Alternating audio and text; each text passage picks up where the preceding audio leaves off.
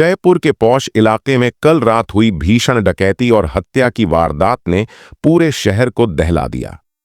यह घटना शहर के प्रतिष्ठित व्यवसायी अशोक अग्रवाल के घर पर हुई, जहां नकाबपोश बदमाशों ने एक योजनाबद्ध तरीके से डकैती की और उनके परिवार पर हमला कर दिया। रात करीब 11 बजे अशोक अग्रवाल का परिवार डिनर कर रहा था। उसी समय 3 नकाबपोश बदमाश उनके घर में घुसे। ये लोग हथियारों से लैस थे और घर का पूरा सीसीटीवी सिस्टम पहले ही हैक कर चुके थे। घुसते ही उन्होंने अशोक अग्रवाल और उनके बेटे राहुल को धमकाना शुरू कर दिया। बताया जा रहा है कि अशोक ने पहले शांतिपूर्वक बात करने की कोशिश की, लेकिन बदमाशों ने पूरे परिवार को एक कमरे में बंद कर दिया। चश्मदीदों के अनुसार कुछ देर बाद गोली चलने की आवाज सुनाई दी। पुलिस की प्रारंभिक जांच में पता चला है कि अशोक अग्रवाल ने बदमाशों को रोकने की कोशिश की, जिसके बाद उन्हें गोली मार दी गई। बदमाश अशोक के बेटे राहुल को घायल अवस्था में छोड़कर घर से भाग निकले। डकैती के पीछे का उद्देश्य अभी स्पष्ट नहीं है। पुलिस का कहना है कि बदमाशों ने घर से कई कीमती चीजें और दस्तावेज चुराए। अनुमान है कि ये दस्तावेज अशोक अग्रवाल के व्यापार से संबंधित थे, जिनका किसी विवादित मामले में इस्तेमाल हो सकता है। घटना के तुरंत बाद स्थानीय पुलिस मौके पर पहुंची और जांच शुरू की। जयपुर के पुलिस कमिश्नर अजय सिंह ने प्रेस कॉन्फ्रेंस में बताया कि यह एक सुनियोजित अपराध है। बदमाशों ने घर का पूरा नक्शा पहले से तैयार किया था। पुलिस को शक है कि इस वारदात में किसी अंदरूनी व्यक्ति का हाथ हो सकता है। अग्रवाल परिवार के पड़ोसियों ने बताया कि उन्होंने घटना के समय 3 अज्ञात लोगों को बाइक पर भागते हुए देखा। उनके हाथों में बैग थे और वे काफी घबराए हुए लग रहे थे। इस घटना ने जयपुर के लोगों को डरा दिया है। यह पहली बार नहीं है जब इस इलाके में ऐसी घटना हुई है। इससे पहले भी इसी क्षेत्र में 2 बड़ी डकैतियां हो चुकी हैं, लेकिन इस बार हत्या ने पूरे शहर को हिलाकर रख दिया है। पुलिस ने इस मामले की जांच के लिए एक विशेष टीम का गठन किया है। इस टीम में cyber crime experts, forensic team और अनुभवी जांचकर्ता शामिल हैं।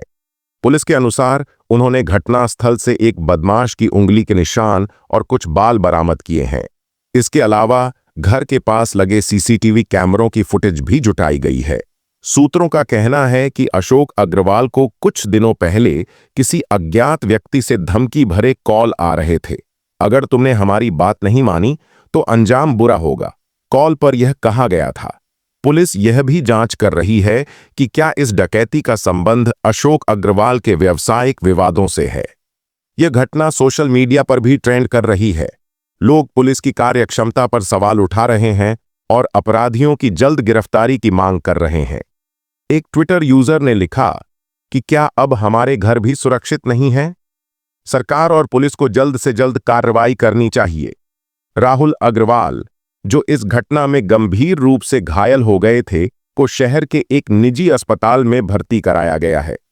डॉक्टरों का कहना है कि उनकी हालत अभी नाजुक है, लेकिन वे खतरे से बाहर हैं।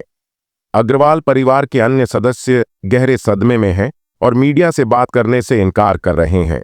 पुलिस ने शहर भर में नाकाबंदी कर दी है और अपराधियों की तलाश जारी है।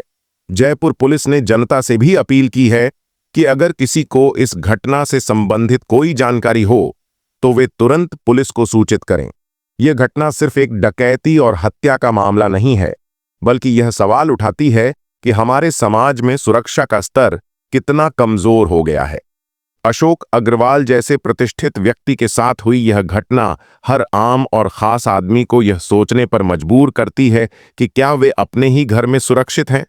पुलिस की जांच और अपराधियों की गिरफ्तारी इस मामले में न्याय दिलाने में महत्वपूर्ण भूमिका निभाएगी, लेकिन जब तक अपराधियों को पकड़ा नहीं जाता, जयपुर शहर इस सदमे से बाहर नहीं आ पाएगा। जैसे जैसे जांच आगे बढ़ी, पुलिस को कई चौंकाने वाले सुराग मिले। घटनास्थल पर पाए गए फिंगरप्रिंट्स को क्राइम रिकॉर्ड डाटाबेस में चेक किया गया और पता चला कि इनमें से एक फिंगरप्रिंट विक्रम चौधरी नाम के व्यक्ति का है, जो पहले भी कई डकैती और लूटपाट के मामलों में शामिल रह चुका है। विक्रम एक शातिर अपराधी था जो हर बार अपने गुनाहों को बड़ी चालाकी से अंजाम देकर फरार हो जाता था। पुलिस की विशेष टीम ने विक्रम के पिछले संपर्कों और गतिविधियों की जांच शुरू की। उनके एक मुखबिर ने जानकारी दी कि विक्रम हाल ही में शहर के बाहरी इलाके में स्थित एक पुराने गोदाम में देखा गया था। यह सूचना मिलते ही पुलिस ने गोदाम पर छापा मारा। वहां उन्हें विक्रम तो नहीं मिला, लेकिन उन्होंने एक लावारिस बाइक और कुछ कागजात बरामद किए।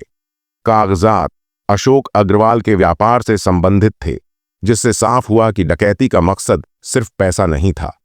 वहीं दूसरी ओर राहुल अग्रवाल की हालत धीरे धीरे सुधर रही थी। पुलिस ने राहुल से पूछताछ की कोशिश की, लेकिन वह अभी भी गहरे सदमे में था। कुछ दिनों बाद जब वह थोड़ा स्थिर हुआ तो उसने बताया कि एक बदमाश की आवाज उसे जानी पहचानी लगी थी। यह आवाज उनके परिवार के पुराने ड्राइवर रणजीत की थी, जिसे कुछ महीने पहले चोरी के आरोप में नौकरी से निकाला गया था। रणजीत को पकड़ने के लिए पुलिस ने तुरंत कार्रवाई की। रणजीत को पास के गांव से गिरफ्तार किया गया। शुरुआत में वह अपराध में शामिल होने से इनकार करता रहा, लेकिन जब पुलिस ने उससे सख्ती से पूछताछ की तो उसने सच कबूल कर लिया। रणजीत ने बताया कि यह पूरा प्लान विक्रम और उसके गैंग का था। उसे सिर्फ अंदर की जानकारी देने के लिए शामिल किया गया था। रणजीत ने यह भी खुलासा किया कि विक्रम ने अशोक अग्रवाल को धमकी देने वाले फोन कॉल खुद किए थे। उसका असली मकसद अशोक के व्यापारिक दस्तावेजों को चुराना था, ताकि वह अपने एक काले धन के सौदे को पूरा कर सके। इसके लिए विक्रम ने स्थानीय हैकरों की मदद से अशोक के व्यवसाय के बारे में पूरी जानकारी जुटाई थी। रणजीत की इस गवाही से पुलिस को पता चला कि विक्रम का अगला ठिकाना शहर के बाहर स्थित एक फार्म हाउस हो सकता है।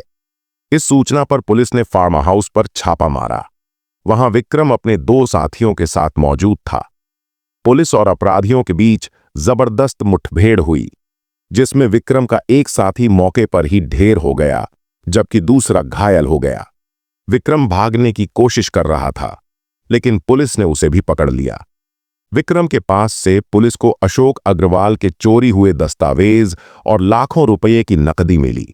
पूछताछ में विक्रम ने माना कि वह अशोक अग्रवाल के व्यापारिक प्रतिद्वंद्वी के कहने पर यह सब कर रहा था।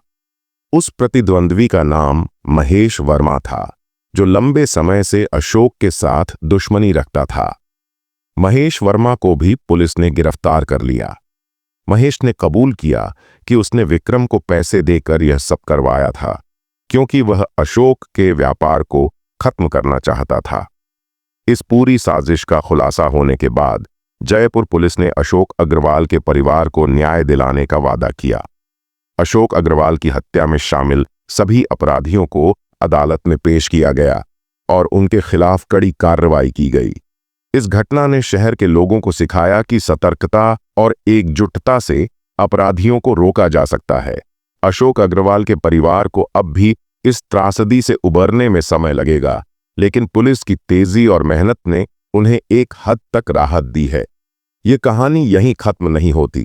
महेश वर्मा के व्यापार और उसकी अन्य संदिग्ध गतिविधियों की जांच अब भी चल रही है। पुलिस को शक है कि इस साजिश से जुड़े और भी बड़े नाम सामने आ सकते हैं।